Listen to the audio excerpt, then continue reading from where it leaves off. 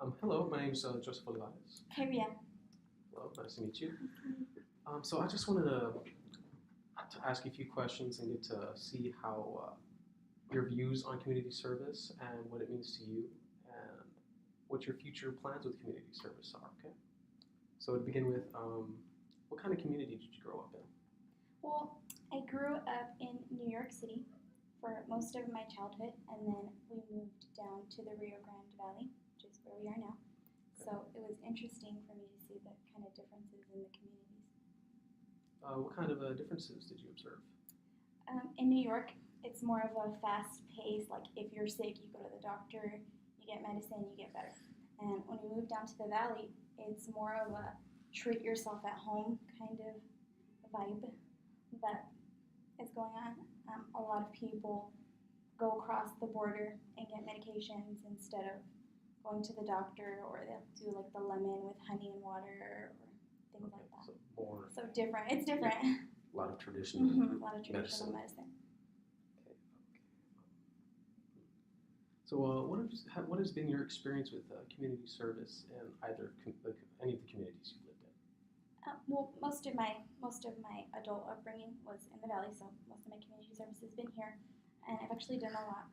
One of the things that I really enjoyed was volunteering at an adult daycare in San Juan, and it's an underserved area, so it was interesting to see how a lot of the elderly are taken care of outside of their homes.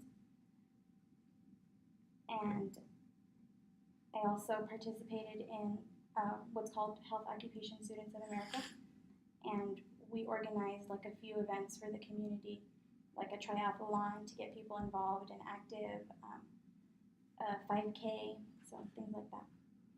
Okay, that's cool. So, now that you're here in the valley, and it looks like you're going to be here for a while, are there any particular issues in the community that you feel need to be addressed? Yeah, definitely. I think the valley has a lot of resources.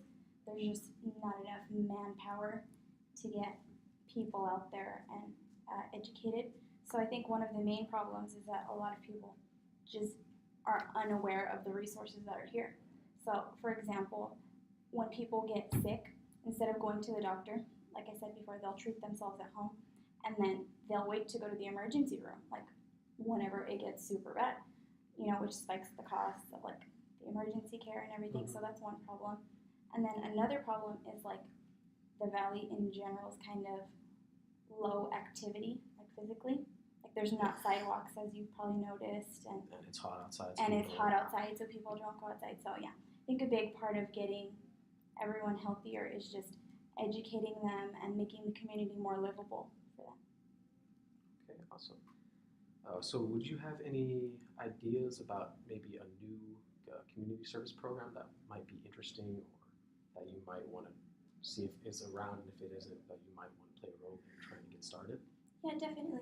I think there is already something that exists, like community health fairs. And I know that they work really hard to get people involved, but they don't always have a great turnout. So I think something that I would like to be involved in is like making sure more people come to these events, like incentivizing it. Like if you come, you'll get free screenings, you'll get, free healthcare for an amount of time. Like I think that would get people out here more. And then another thing is making sure people have access to health insurance. Like not only is it not affordable over here, a lot of people just don't know how to get it. Like they have no idea, where do I sign on to get health insurance, that kind of stuff. So that needs to be addressed definitely. All right. So also in the future, how do you think your education in medical school will play a role in your community service goals? I think that one of the things that we're getting educated on here is becoming a promotora. And I think that will help a lot with learning how to respect the community that we live in and being able to figure out what issues they're struggling with and help them like based on how they feel about it. So I think that the university has a really good system going. All right, all right.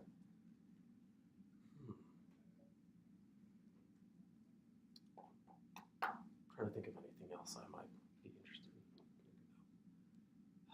So, So another thing I did recently was I was working at an optometry office down here, and we started a program, and we worked with what's called optometry giving sight, and we realized that like in addition to like the healthcare disparities down here, there's also a lot of disparities in like people's ocular health. Like they don't take care of their eyes either.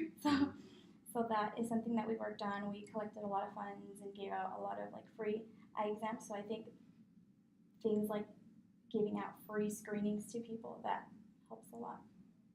all right, that is awesome that you already have so much experience in all these different areas, I guess, of community service, and getting to see a good picture of the community as a whole and all these different issues that they have. Yeah, I think that one thing that really helped me was that when I was growing up, my dad is from the Middle East and my mom is from Trinidad and Tobago. And so when we would visit there, I would see like the differences in how people over there live and how people over here live. Mm-hmm. And like if we think we have like little resources here, they have much less. So and they make it work with what they have. So I think there's definitely an opportunity to make the community a better place if more people get involved here. All right, that's awesome. I hope in the future you get to apply those community service goals and get to help the community as much as you can. It was a pleasure interviewing you. Thank you so much.